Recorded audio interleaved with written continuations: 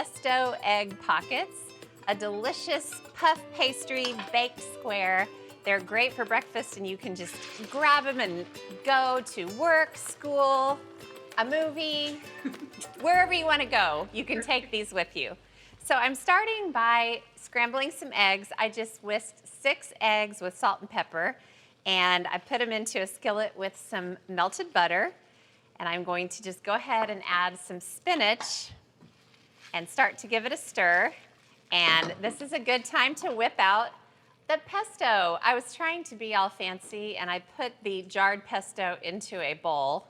I should have just kept it in the jar so you really could have seen the store-bought nature of the pesto, but I'm adding quite a bit, as you can see.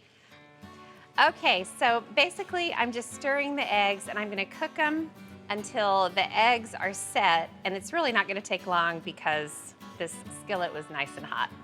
Look at this egg mixture. Delicious. Very green. Very green, very wonderful. So the eggs are pretty much cooked, so this is a good time to add the cheese, and I am using Fontina. I grated it myself just to make sure it's extra creamy, but you could do pepper jack cheese. You could do like a kind of a Tex-Mex version of these eggs where, you know, you add some peppers and chilies. These eggs are pretty much done. Check them out. Wow. As green as green can be, as cheesy can be. Okay, so I'm just kind of getting them into a single layer. I'll turn off the heat. And now I'm gonna build the pockets. And I'm using store-bought puff pastry, which comes frozen. I thawed it overnight, and then I cut it into rectangles and grab approximately 1/6 of the egg mixture.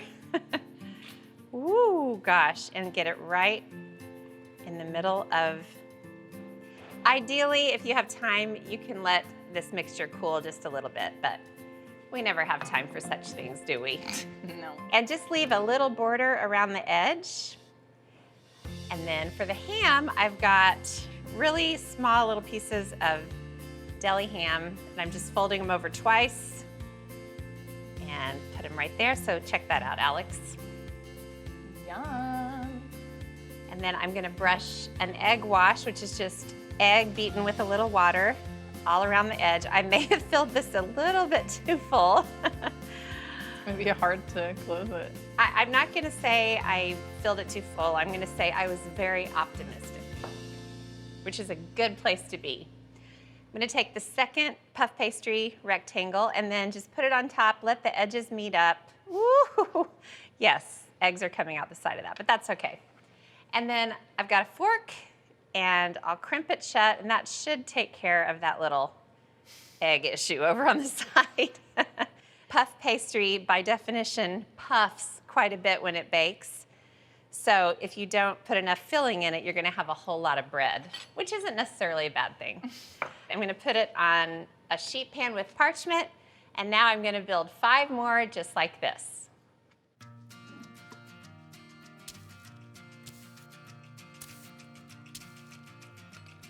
I got them all built. And before they go into the oven, I'm gonna brush the rest of the egg wash. This just helps the surface of the puff pastry look really pretty and keeps it from looking too dry. All right, so Alex, check it out real quick before we go to the oven. See? Wow, they look awesome. All right, let's go ahead and put them in. I forgot to sprinkle on everything bagel seasoning. You should do this after you brush on the egg wash. All right, those look good. So back into the 400-degree oven, and we'll see you back here when they're ready. All right, the pesto pastry puffs are ready. Check these out, Alex, before you go. Wow, those look so good. They smell amazing. They smell of pesto and pure bliss. I'm gonna get them right onto a platter. Perfect little pesto pastry puffs. They look so good. You know what? I think we need to eat one. There's no way we can't cut into one of these so you can see what they're all about. All right? You wanna come in for the magic? Wow. I can't speak. They smell so good. The combination of the pesto and that bagel seasoning, oh my goodness. That is truly delicious.